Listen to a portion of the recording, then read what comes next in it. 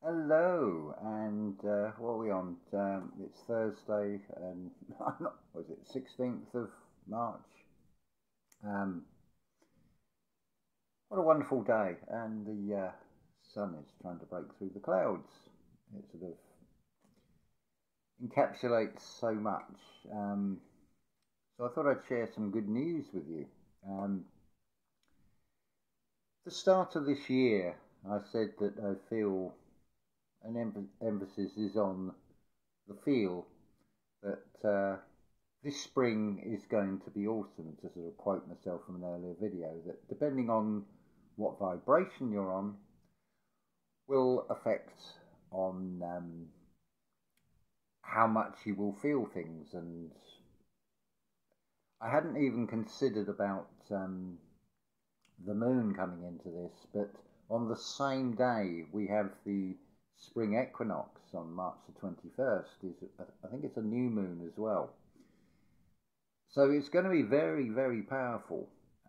And I listened to Archaix channel. The predictions are on the day before there's going to be another major banking collapse. So that'll be very interesting to watch unfold. Where do we want to go with this? There's so much, and my head's just like all over the place with this, because I'm ecstatic and I'm excited, but I'm trying to be with tempered excitement, so it doesn't sort of like spill over and we come out of balance. But I can't help feel these cartwheels inside. I will have some exciting news to come very soon on this channel, but I'm going to hold off on that because I want to give the evidence, because otherwise it's just like a forward prediction. So watch this space and just watch what unfolds, what's coming up. I was listening to Tom Campbell. Thank you, Julia, for sending the link. I'll put the link for the actual video. It's an hour and a half. It's an hour and a half well spent. Tom Campbell describes this reality, and he talks of it in terms of the same reality frame. It's another way of saying informed field. And just prior to making this video, reiterating what Yolanda has shown on her channel True Love and her backup channel True Love 2, the way the television and the radio are interactive. So, to give you an example of this, we had an afternoon concert on the radio. The conductor was David Dansmeyer with the Ulster Orchestra. It was a performance of Beethoven's 7th Symphony, followed by a more modern piece of music, which was chosen by that conductor. I think it was called Fate Overcomes. Now, the Beethoven 7th was written after he'd been to Teplitz for a water cure in 1811. Note there's a 911, emerge and see. And it sort of stood out what the presenter said after the Beethoven Symphony, that Beethoven had renewed energy, and that is exactly what is happening with this spring forward. A lot of people speculate on this sort of moving to 5D state. But all I can tell you is from my experience that it is a totally interactive external world. It is like an interactive computer game. So depending on what frequency you are on, what vibration you are on, you will then determine to a different frequency, and you'll pick up a completely different signal. It's like having a radio, like Ken Wheeler's analogy with the radio. You tune in. Now, the external world does not change at all from the 5 sense external perception of it. Everything looks exactly the same. But what does change is inside you from being the change inside yourself. What then happens is, when you go out into that external world, one, you feel very different about it. You get a completely different subset of encounters, events, people. You feel different about it, and the external will respond, and you will get a totally different reality being presented to you. It's a beautiful exchange. As I've said before, the world is a stage. The world is trying to... Excuse me a minute. Sorry about that. I had to cough. The external doesn't change. How you interact with it, from the feeling, from doing that internal work, then affects it. The world, as I said, is a stage. So, the external world will present you with various scripts. Now, if the world is a stage, you are an actor, so you choose the role, you choose the part you wish to play in that external world. You take on a character, you breathe it, you feel it, you become it, and people will see you in a different way, and it comes back to that I am that I am. People will see you in a different way from the energy you project out. Those on the safe frequency will see you in a very different way from most. But it's all a beautiful thing. And of course it is a two-way exchange. You can always put out a metaphorical post-it note with a request. This comes back to Neville Goddard again. The feeling is the secret. It is all determined by how you feel inside yourself. So, as a personal testimonial to this, I was down to £6.72, which is not even enough to buy the next pouch of tobacco. And if I buy milk, that's going to eat into a huge chunk of that £6.72. So, the external facts that are being presented is not looking particularly good. So all I did was hold with a feeling of that sigh of relief, of asking myself, how would I feel if the financial situation was alleviated? You don't put any more into it than that. You just hold that feeling. Think of it as an archetype of love, which would be Cupid. So you're like an archer, so you become the arrow that is fired, which is the thought or the wish that you create in your mind, which is, of course, is then transferred across in communication and feeling to the subconscious, which is the womb of creation. As Neville Goddard calls it, God is your own wonderful human imagination. As Julia on Simplicity Revealed says, what is coming is beyond human imagination, which was a huge clue that you expand your imagination, you broaden your horizons. And you do, as Neville Goddard has said on many lectures, and if you haven't listened to Neville, then I suggest go and give him a try. A wish fulfilled. You become like that arrow in the mind, as it were, and you see it through to the very end. So, £6.72 left. The external world is not presenting anything that would indicate that that is going to change, but just suddenly, out of nowhere, as it were, help comes.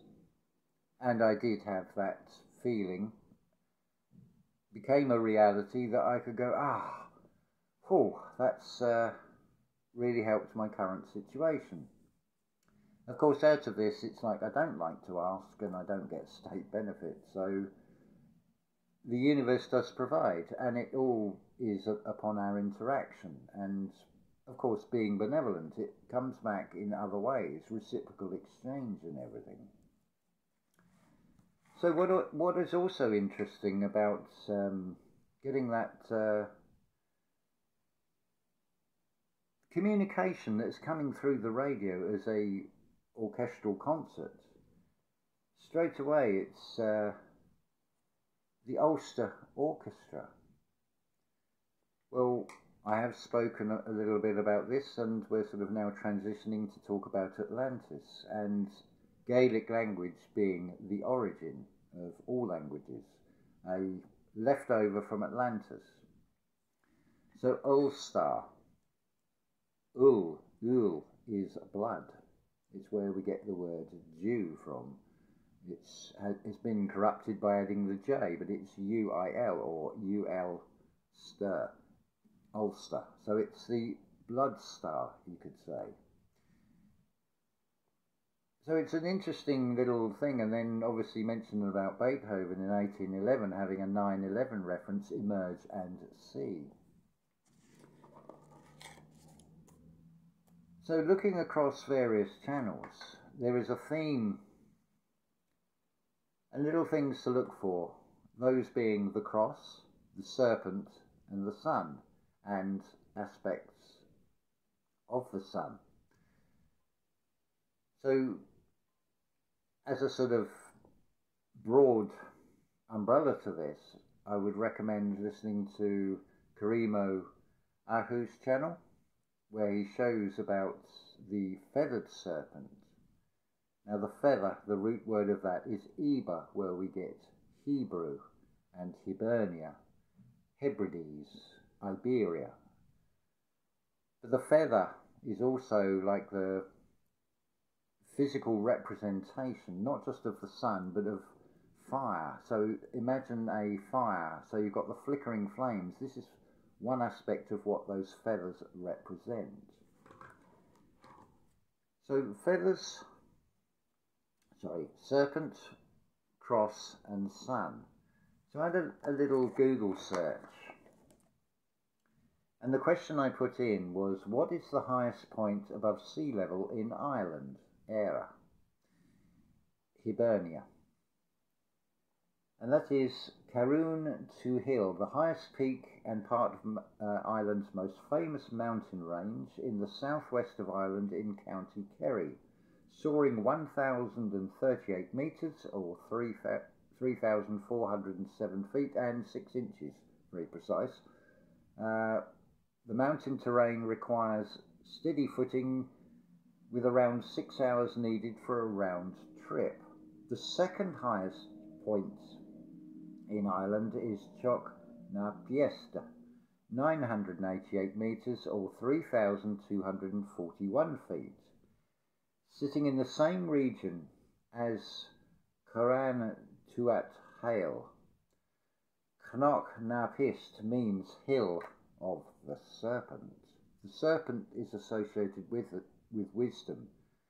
I still maintain that Ireland was the seat of the arts and sciences that were rescued before Atlantis was finally destroyed.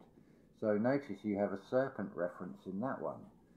So we then looked at, on another Google search, the highest point in Scotland, which is Ben Nevis, at 1,345 metres or 4,411 feet. Highest land in any direction for 459 miles. At the western end of the Grampian Mountains in the Highland region of Loch Aber, Aber again reference to Abraham because it is a Gaelic word, close to Fort William. Ben Nevis from Scottish Gaelic, Bien Nibhais. Bien is a common Gaelic word for mountain, and that is spelt B-E-I-N-N. It means inside. In Hebrew, Ben means sun, which I find interesting. Nevis comes from Gaelic, which is Nibhais, usually translated as malicious or venomous, again referencing a snake or a serpent. Now, this is the thing, look for the commonality in all these things, whether it's listening to different YouTube channels, look for the commonality, not the differences. Highlighting the differences is all about divide and conquer. That's the last thing we want to do. This is about unification. So look for the common that is being shown across these channels. So going back to Tom Campbell, he basically backs up what Neville Goddard says, he backs up what Ken Wheeler says, he backs up what True Love channel says, he backs up what Archaix channel shows you, he backs up what Old World Florida and Karimo Archaix channel shows you, and Kulain Chases Venus, where this wonderful book, Irish Wisdom Preserved in Bible and Pyramids, comes from. Now, I don't agree that Ireland was the origin. I feel it was a high point of lands that the sort of priest class from Atlantis got to. Which brings me on to another point. You have 4 states of man. And these all come from Gaelic words. The first state is the Philistine. That is someone who is totally in the outer world, in the material realm, chasing all those illusory dreams in the material world. A Jew, which comes from Yule, which means blood. Now, a Jew is thought of as being a chosen one. Well, what is a chosen one? A Yule, or a Jew, is someone who's taking a step on their spiritual path. So to be a chosen one, you have consciously chosen to take that step, so you become a Jew in the true sense of the word. Beyond that is the Hebrew, which is the priest class, which was developed into a separate language.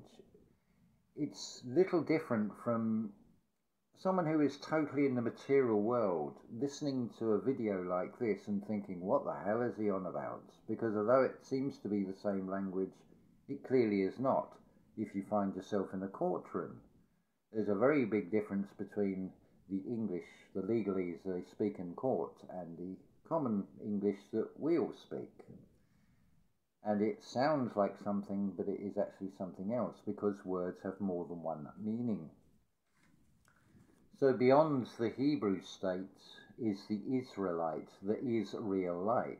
That is when you have reached that perfection, that enlightenment. That is something that we're actually all striving to do in, as Tom Campbell explains it, being in service of others, being benevolent, and that yields the best results. So if you get somebody who's telling you of something bad that's happened to them, do not reinforce it with, oh, poor you, and encourage that victim mentality.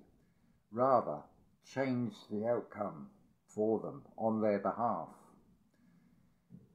See the outcome ends, the law of assumption this is, so you don't hear them saying this or that bad has happened to them, because there is nothing bad as such. There's just a series of mistakes.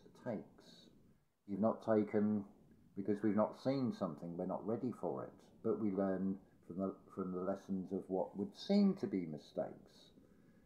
And that becomes empowering.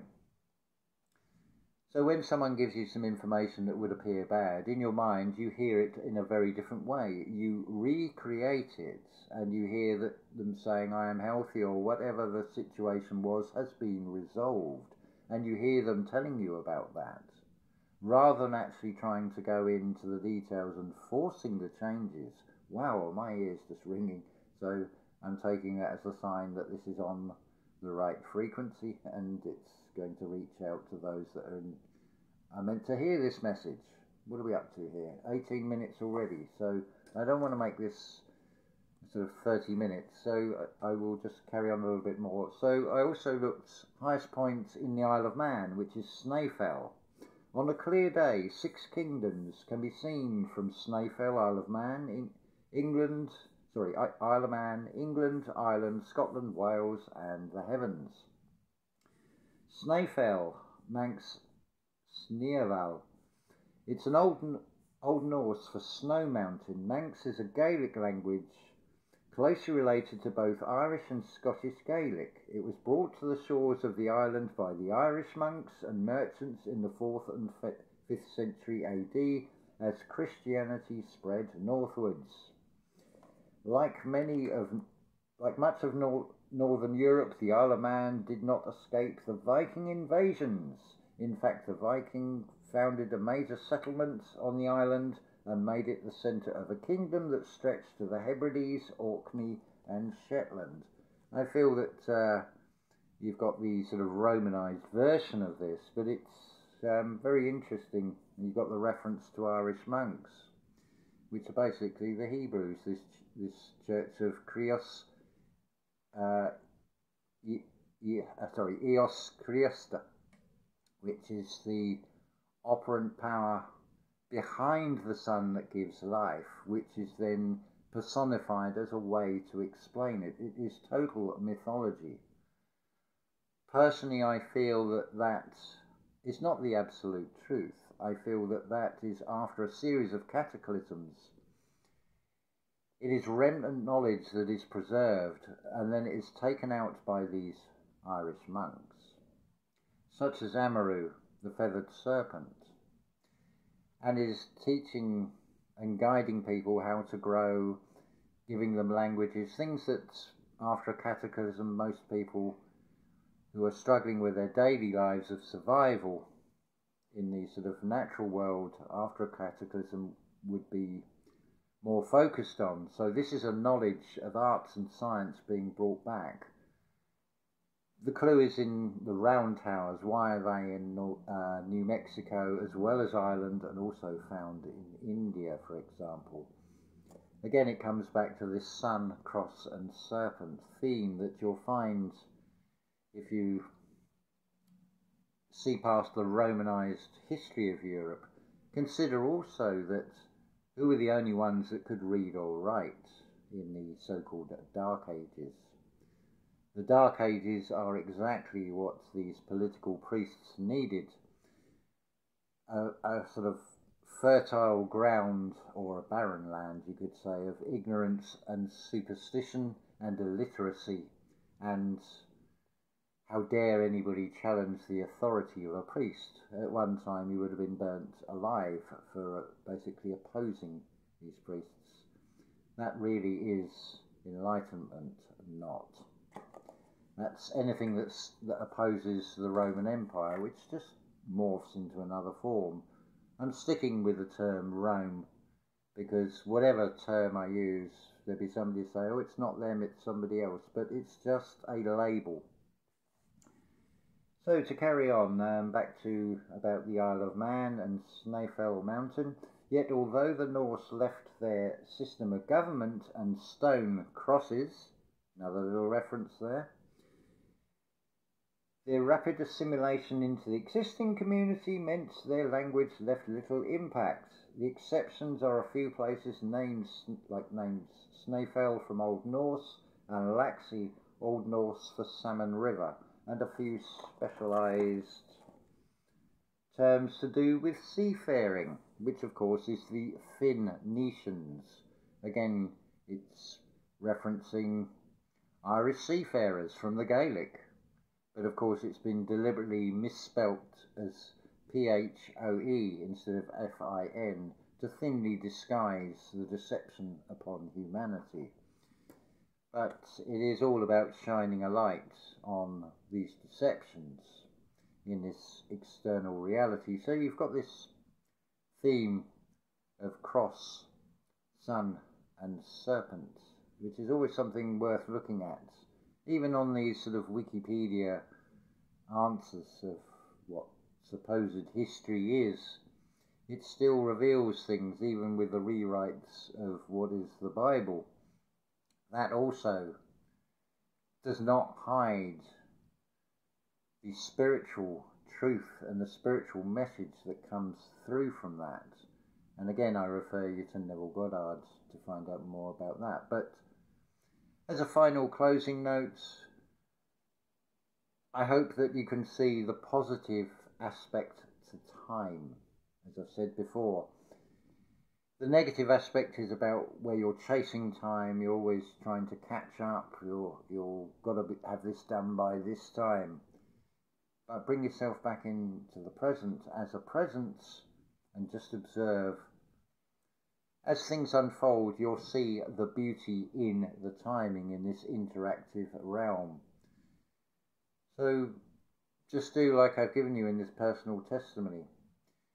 Whatever the external facts present, and they may look to be bad ones in that precise moment, turn inwards, deny that external presentation, and impress upon oneself through the subconscious the desire from your imagination, what you create in your subconscious, and stay true to that you have created in the mind, and just watch it unfold.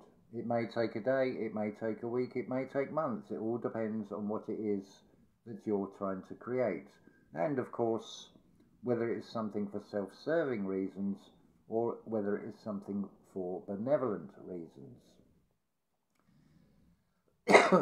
So, as part of the benevolent side, the help that I've had has allowed me to buy another month's worth of Wi-Fi connection. So there's a benevolence in this that's, I'm just a medium of that benevolence, that I then can impart personal experiences, share my testimonies of things, help for you to find that it is not all bad. It is a totally interactive realm, and it is a fantastic time to be here. It is a fantastic time to be alive, and we are in for a spectacular time. But be under no illusion. The external mirror will present horrific things, but stay neutral to them. Just consider how much of those things really do personally affect you in your daily life. And if they do seem to permeate in, or use your imagination, create the outcome that you wish for, and just watch it, stay true to that and watch it unfold, because it really does. It is a beautiful, beautiful experience if we come out of that negative default programming that the system will try and instill into us. But when you become the creator of your own reality, and you learn to co-create and interact with this interactive reality within this informed field, time frame, whatever you want to call it, this magic unfolds. The magic, I see the image, it's what you create in your imagination, and of course all done in the feeling. This is the key part. You have to feel it inside yourself as if it already is. Otherwise it is just chasing a carrot on a stick in the future. But you don't want to be chasing. You've already got the carrot, as it were. You feel it as if it is, and it just becomes. Don't ask me how it works, because that's all part of the magic. All I can tell you is it does work. So to reiterate, as Neville Goddard says, test it for yourself. So I hope that has given you a more of a sort of understanding of how you can improve your situation if you feel it is not ideal for you. You have the power within it to do it for yourself, and you can help others in the process. And it'll come back in the most beautiful ways that the conscious mind cannot predict. So I'm going to end there and say love to you all, and have a beautiful, beautiful day. And if you're not having a beautiful, beautiful day, then change it. Use your imagination. Feel it, and it becomes, and you become as well, all in one. Mwah.